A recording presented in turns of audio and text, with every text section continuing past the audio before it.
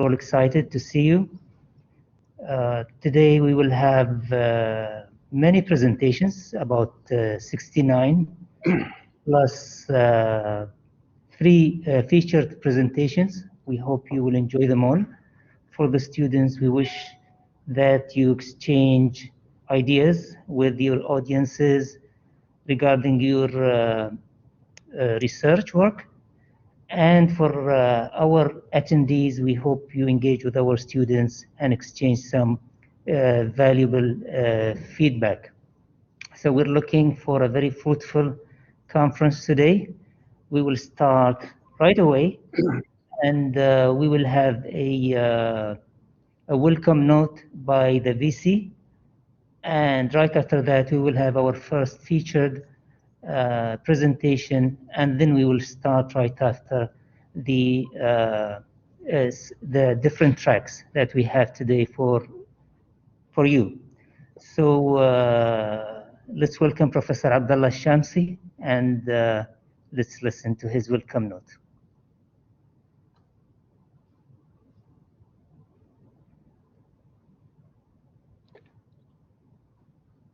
Assalamu alaikum, and thank you, Dr. Khalid, for this. Thank you very much. I would like also to welcome all of you to this conference. It is actually an annual conference for the British University in Dubai. It started in 2016. We were not able to hold it last year because of the pandemic, but again, we are holding it again this year, regardless of all, the odds and so on. So thank you for coming here today, and I'd like to start by thanking actually the people who contributed to this conference. And in reality, almost everyone at the university contributed to this. The Dr. Khalid, the Dean of Research, and his team in the Doctoral Training Center, the deans of the faculties, the tutors of the ARM3, the proposal module, all other academics actually who spend a lot of time and contributed a lot to make this conference happen. I shouldn't, of course, forget all the registrar and his admin team as well, starting from IT to student administration to marketing to almost everybody in the admin team as well. Thank you very much for making all of this happen. It was a very short notice. We had only 2 weeks to make this happen, and 2 to 3 weeks actually. And I have to say that the organization is magnificent. We have 69 plus 3 keynotes. That's quite significant. So thanks for everybody who made this this possible. I have also to thank our keynote speakers from the UK, Professor Neil Robertson from Edinburgh, Professor Paul Garside from Glasgow, and also Dr. Richard Kirkham from the University of Manchester. They were willing in a short period of time to give us some kind of a presentation in this conference, and we thank them very much for that. Of course, I shouldn't be forgetting the main people in this conference. It is you, the students. So despite the short notice, we see 69 of you are contributing to this conference, which is great, actually. Very good. I'm very pleased to see this number. I was hoping to see every single student in the proposal module and more in the other modules to contribute, but this should be good enough for this year. And before I conclude, I'd like to say something for our students. I know all of our students actually are here to do a doctorate degree, and many of them do not think a lot about why they need to publish and the importance of publication in their academic life as a students or even afterward.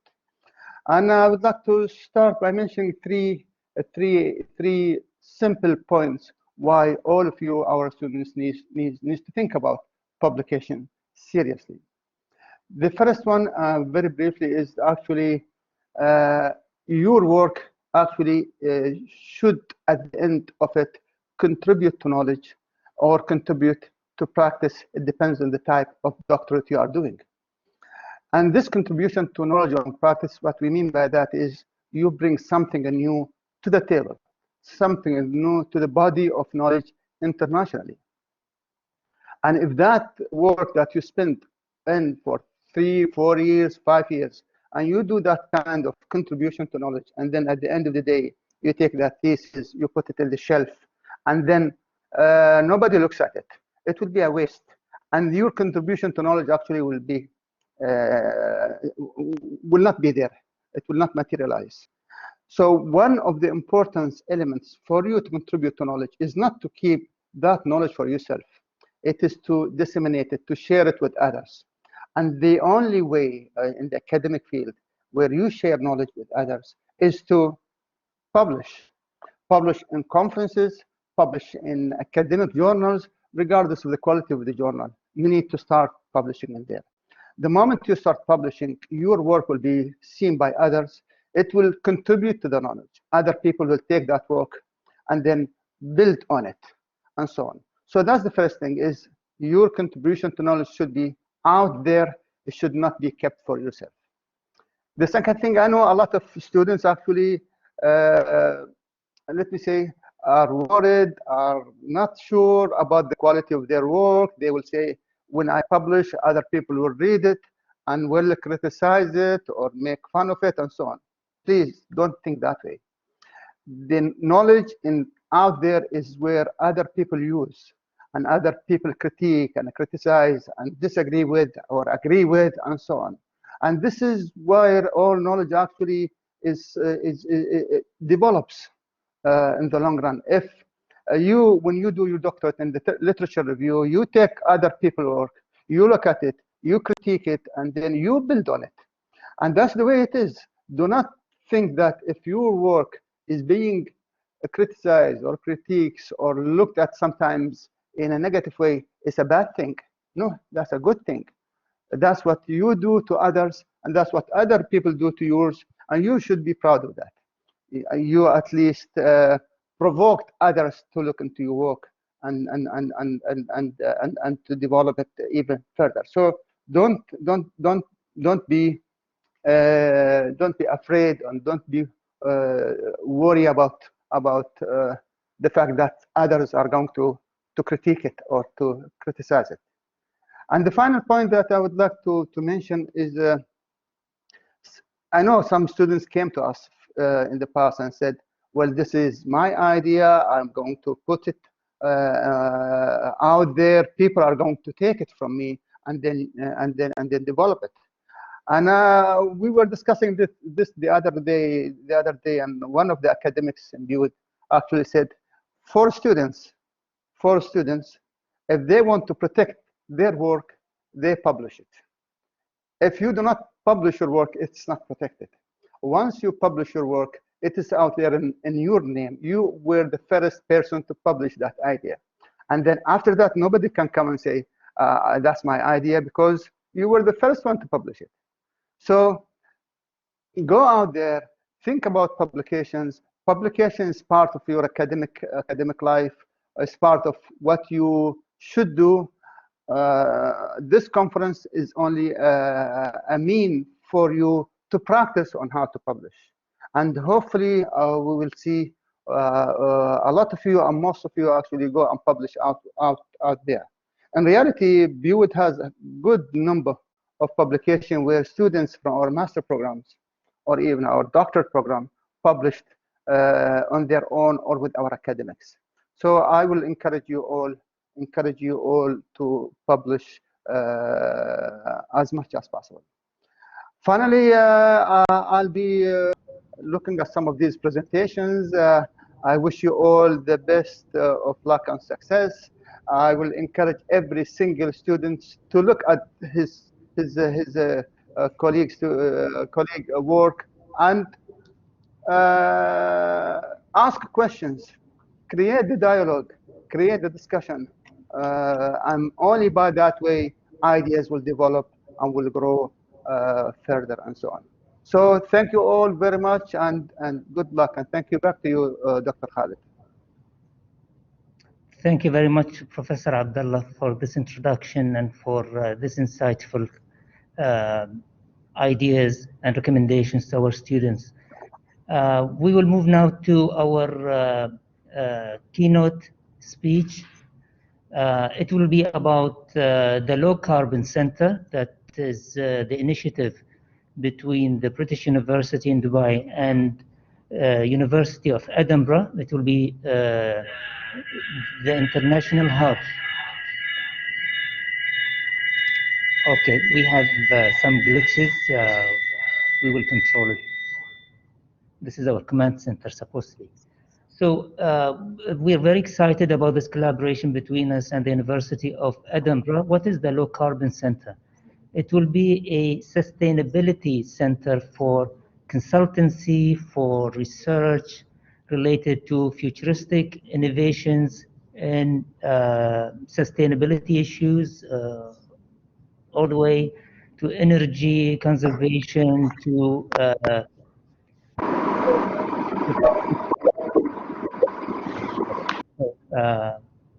fine, we're good now. So it will have a diverse range of innovations in sustainability, in generating energy, in conservation of energy, in reducing the carbon footprint. It will be the first center in the Middle East, and it will be in partnership with the University of Edinburgh. This is an exciting initiative. It will open areas for our students to further their research and their careers in the future as well. So we will have our keynote presentation from Professor Neil Robertson. He is Chair of Molecular Materials School of Chemistry at the University of Edinburgh. He is the Dean of International Partnerships, College of Science and Engineering at the University of Edinburgh. Neil Robertson graduated from the University of Edinburgh and worked in FU Berlin, University of Wales, and Imperial College London before returning to the University of Edinburgh. He leads research on new molecular and nanomaterials for solar, photovoltaic, photocatalysis, electrical energy storage materials and devices. He is Fellow of the Royal Society of Chemistry, Fellow of the Higher Education Academy and Energy Technology Partnership in Scotland, Theme Leader for Solar Energy. He led a project in 2014 to develop the first solar vision for Scotland and was a member of the 2019 Solar Commission, reporting into solar innovation in the UK. He has previously served as an elected member of Royal Society of Chemistry, Dalton Council, and Royal Society of Chemistry Materials, Chemistry Division Council, and is Associate Editor of Royal Society of Chemistry Journal of Materials Chemistry. So let's welcome Professor Neil, and let's listen to the details of this magnificent initiative.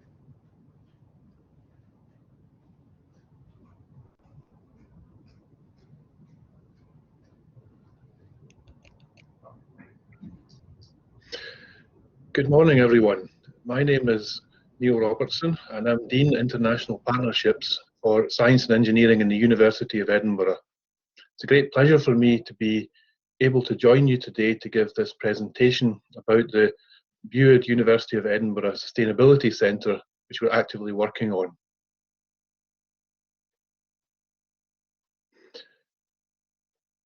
So the centre is an innovative new idea from the two universities, and I want to take some time just to talk you through the structure, the ambitions, the outline, the need, and the targets for this new centre. First of all, please let me introduce you to the team who are involved from the University of Edinburgh side in this partnership. One in the middle is me. However, I have to particularly highlight Charlotte Buck on the left-hand side here. Charlotte is a very experienced researcher in climate change management and mitigation, and she is actively working on a daily basis to take forward this idea and develop the basis, the background, and the understanding to achieve a really effective centre. So most of this presentation is actually based on some initial work that Charlotte has been undertaking in the University of Edinburgh. Charlotte is supported by Dr. Dan van der Horst, who is a senior lecturer in environment, energy and society. And as well as myself, the project is supported by Professor Mona Siddiqui, who's our international dean for the Middle East, and also by Firas Ibrahim, who's our regional director for the Middle East. Now, Charlotte has been starting work a few weeks ago on developing this idea towards the launch of a centre later this year, and has been already drawing on a number of sources, reports, and policy documents, government documents, etc., to set the context and understand the need and the advantages and benefits of the centre. So what I want to do in this presentation is to introduce the idea and explain to you some of the background. So partly I'll talk about the particular context, the unique context and advantages of Dubai and UAE in terms of the requirement for a centre like this. I'll talk about climate change mitigation targets, energy decarbonisation targets, and primary energy dependence. And after that, I'll say a bit more about the two universities and how we can come together to be the people who can deliver this necessary centre. So let's look first of all at UAE climate mitigation targets. And the UAE has put forward a set of targets that are at the same time ambitious, while also perhaps or inevitably will need further developed and further understood as time goes on and as we all gain more understanding of the way in which we can achieve a climate transition. So the nationally determined contribution points towards a greenhouse gas emission reduction target of 23.5% compared to business as usual scenario. And that touches upon the following sectors: energy, industry, waste, agriculture, land use change and forestry. So these are some commitments made by the UAE. There's also some very important wider context that can also be considered. So UAE is host to the International Renewable Energy Agency, and that therefore sets maybe an obligation, but also provides an opportunity for UAE to set an example and to be one of the countries in the world that really leads the way in terms of addressing the climate change needs. UAE has ratified the Kyoto Protocol. It's also already made voluntary commitments to cut its carbon emissions, so it's choosing to make some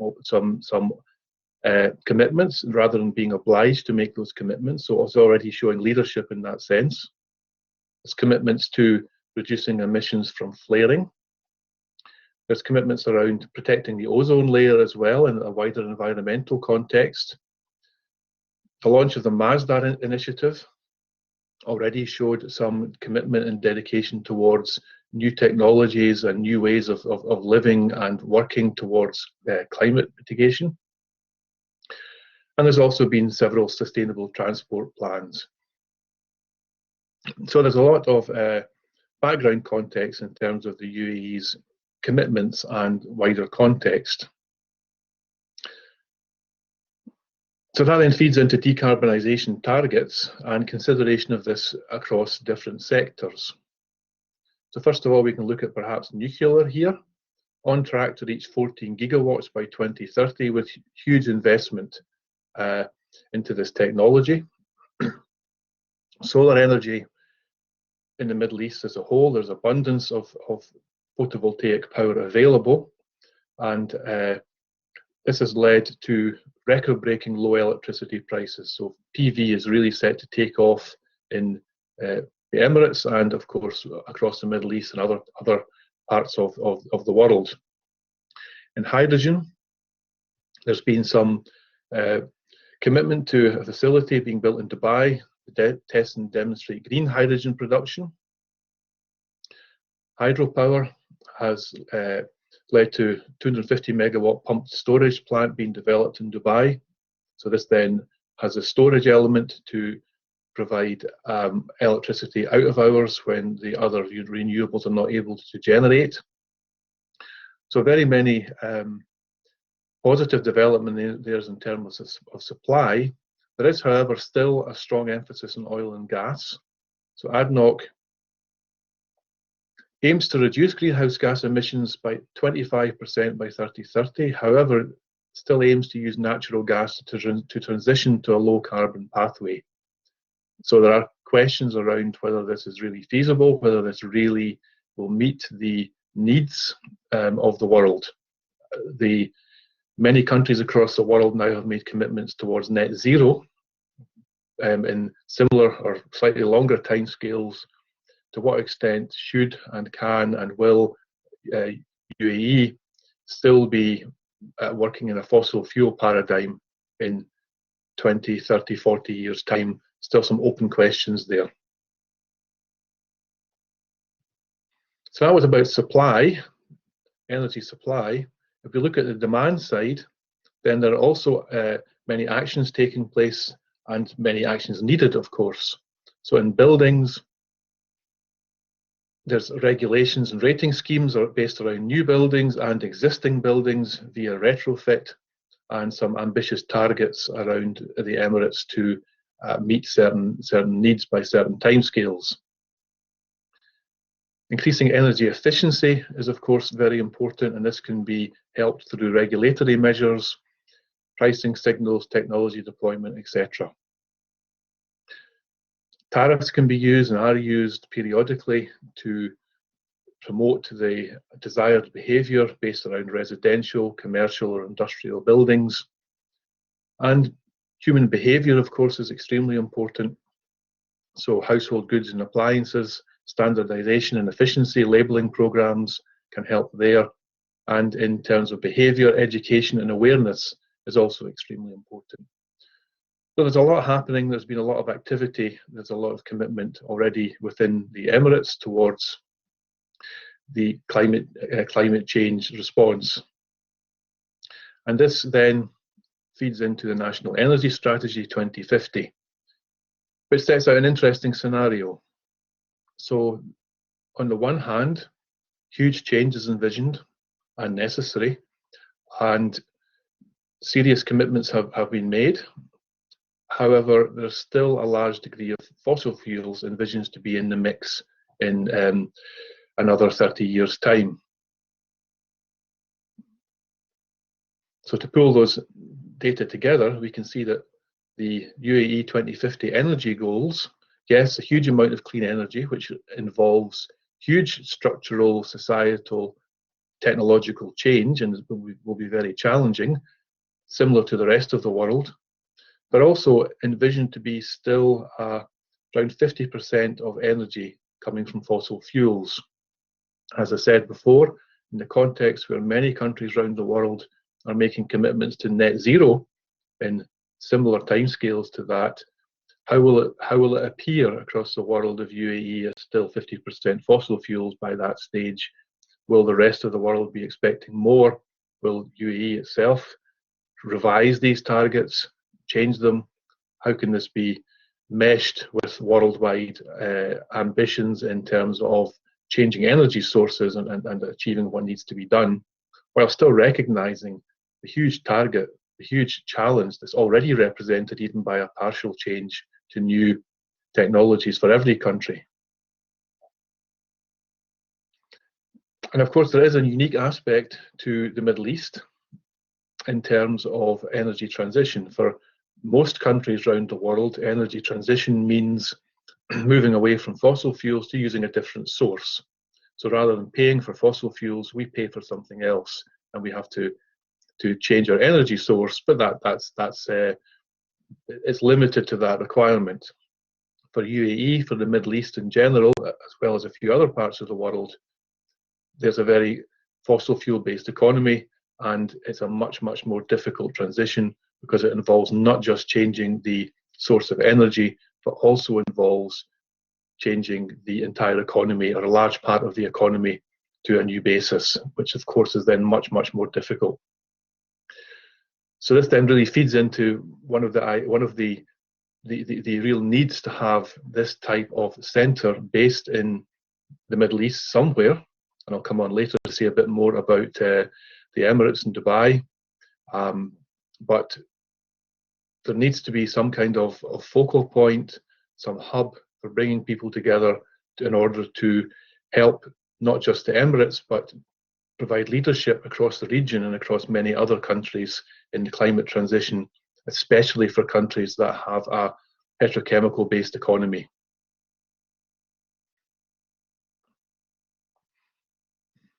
So just to enlarge upon that slightly, oil and gas is nearly 30% of the UAE GDP. UAE is the third largest oil producer in OPEC, the fourth largest gas producer in OPEC. And the Abu Dhabi's Supreme Petroleum Council has approved massive investment, a massive budget to allow ADNOC to still grow and expand in all business areas. So there is anticipation of growth and continued development of a fossil fuel-based economy. Again, you can ask the question, how will that be managed and achieved and justified in the context of a world that's trying to move away from fossil fuels? Will there be a market for this expanded fossil fuel production in due course? How will that be squared with some of the other challenges that are faced? So then this just brings us back to the question then, and hopefully starts to point towards some of the answers. Why is a joint sustainability centre required? Well, the UAE can't suddenly stop producing and exporting fossil fuels. If these are removed completely or too early, the economy will crash, which benefits absolutely nobody. So plans, policies, institutions are required to help and enable an energy transition that is accompanied also by an economic transition, which is then a particular challenge, as I've said, for Middle Eastern countries and other oil-producing countries that is not faced by many other countries around the world that only need to do the energy transition part of the equation. If it is the case that oil and gas industry is to be maximised until 2030, how will that sit in the view of the rest of the world?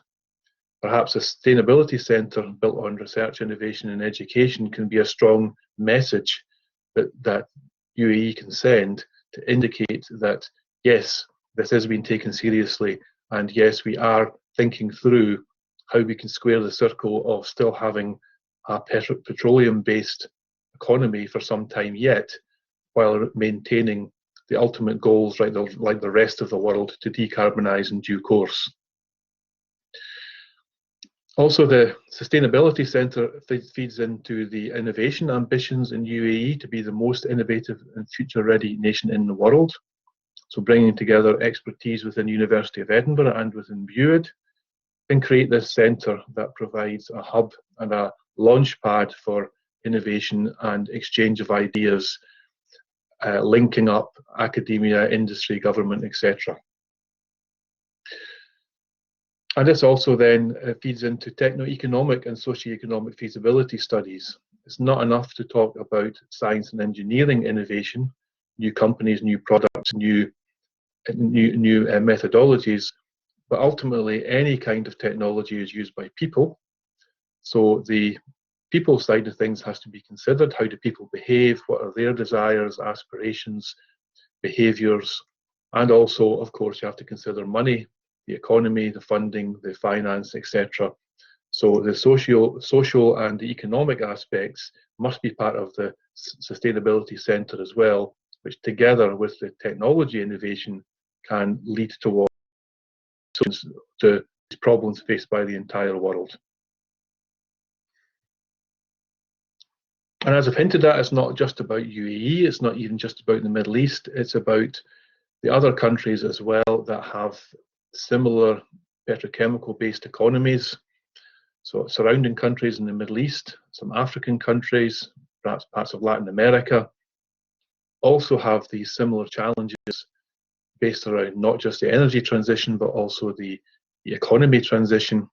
And there's an opportunity for a sustainability centre in Dubai to provide a beacon for all of these countries across the world, to provide leadership, expertise, meeting of minds, a place to get together, a place to provide a vision that can take many countries forward, not just Dubai, not just the Emirates, not just the Middle East, but across the world.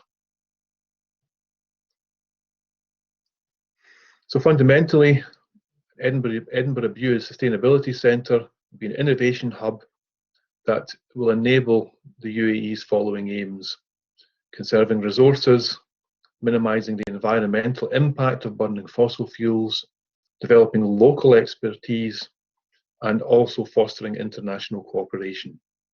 So all of these can be brought together through a hub, and it requires a hub, it requires a focal point in order to bring these things together.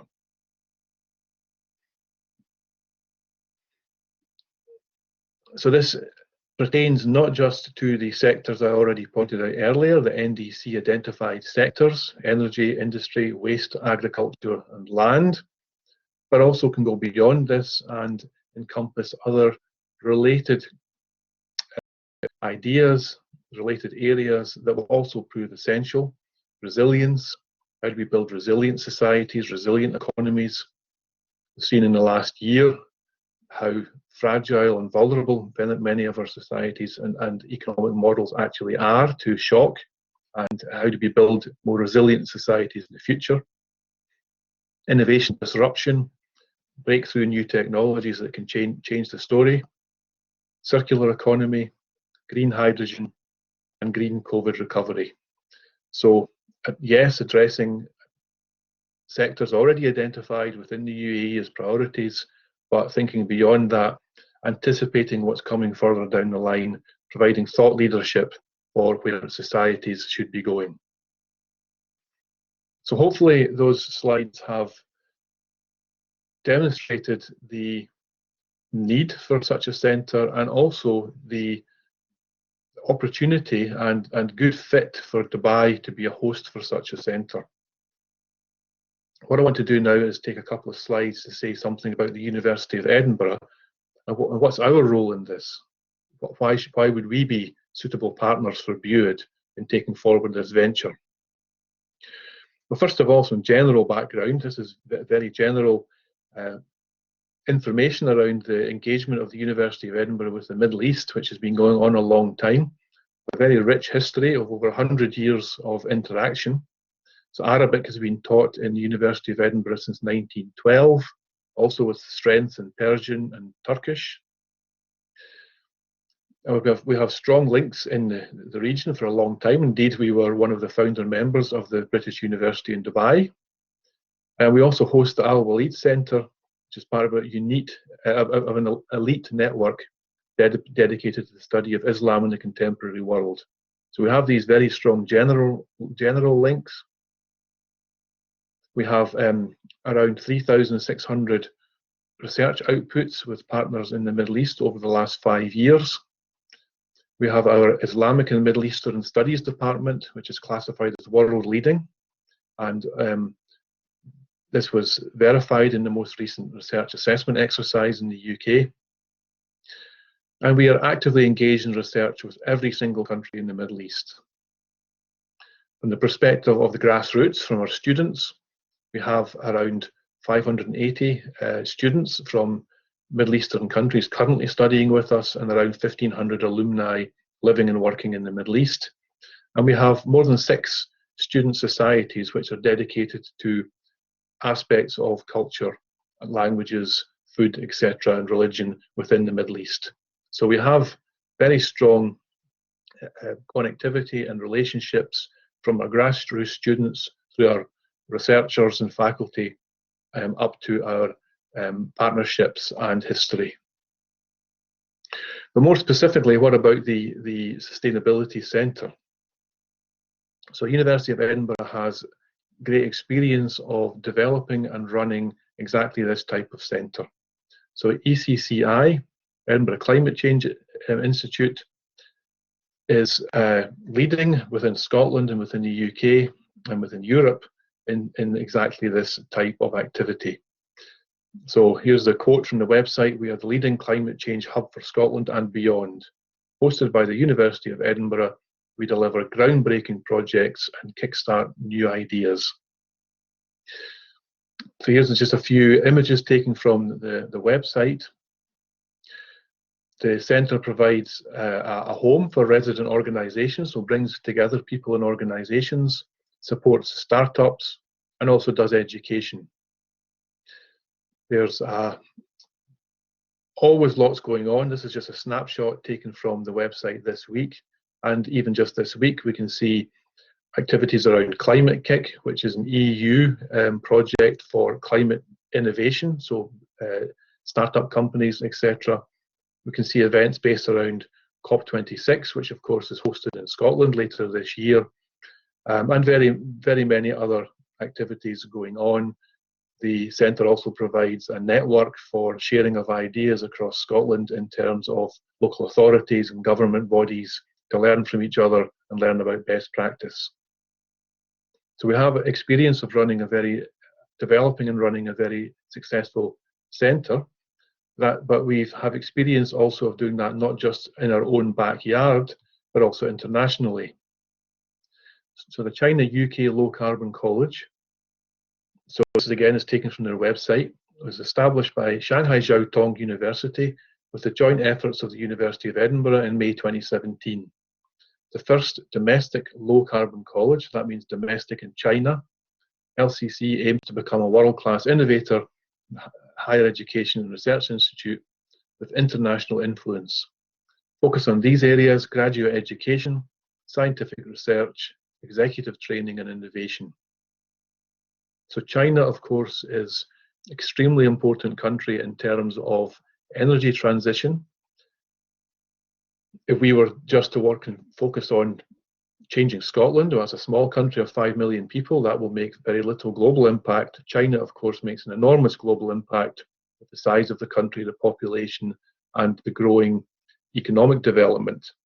So it's essential for us, we feel, to therefore be making all of our efforts to work with partners in China, leading the way with the first domestic low carbon college in China, and combining our expertise with their expertise and local knowledge to try to develop something together that can really, again, provide leadership within China in terms of bringing together people and ideas and money and innovation and education towards this huge challenge.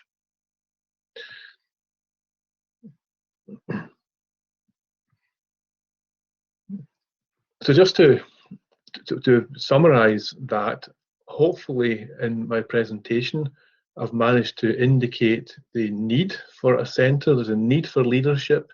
There's a need for leadership within the oil-producing countries because of this additional challenge of transforming not just the energy sources for the country, but also transforming the economy. Dubai is a world city. It's a global travel and tourist hub, well recognized, well technologically advanced. It's an ideal place for such a hub to be hosted and viewed as an ideal university to lead that. That can then provide a beacon for across the world to see how ideas, innovation, education, companies, government, academics can all be brought together, can all be invigorated into action to develop the future vision for Dubai, for the Emirates, for the Middle East, for the world, and to show how such oil-producing countries can lead the way in tackling climate change and in tackling the necessary transformation of all of our countries towards a low-carbon destination. Hopefully, I've also managed to indicate how University of Edinburgh can act as a key partner in this, such that together with the expertise and knowledge imbued and the experience of such centres in Edinburgh, that together we can really step up to this challenge and develop something new and world-leading that others will look to and aim to emulate and follow and learn from, and we have the chance to pave the way. So it's been a great pleasure to talk to you all today. I'm really sorry I'm not able to be there in person to listen to your questions and your suggestions and continue the conversation.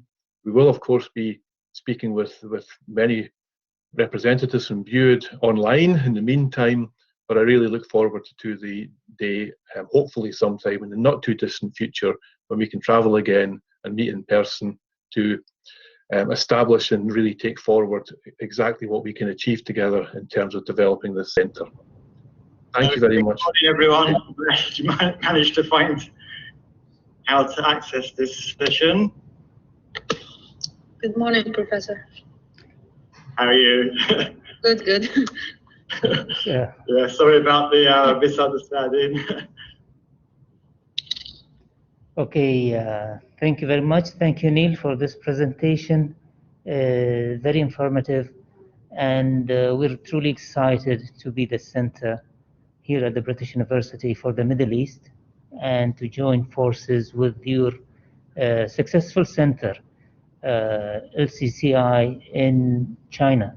So we're truly looking forward to collaborating and to allow our students the opportunity to benefit from the lessons learned and the case studies from China and from your other branches as well around the world. And we're truly excited to be the center for this collaboration, and we contribute to the international sustainability innovation. Thank you very much. So we move directly to the sessions, since we don't have time and it's only a minute away, just to make sure everyone will log in and is ready to present.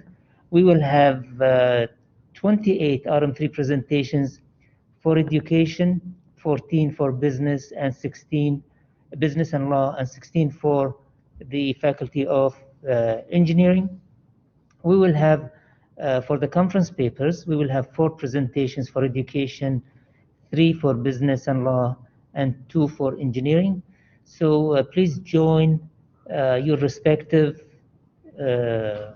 track, and please be there, even if it is not your time. Probably there will be a shuffle of timing for some students who are struggling to upload. And for the others, please enjoy and choose the topics that most interest you, so it would help you shape up your topics in the future.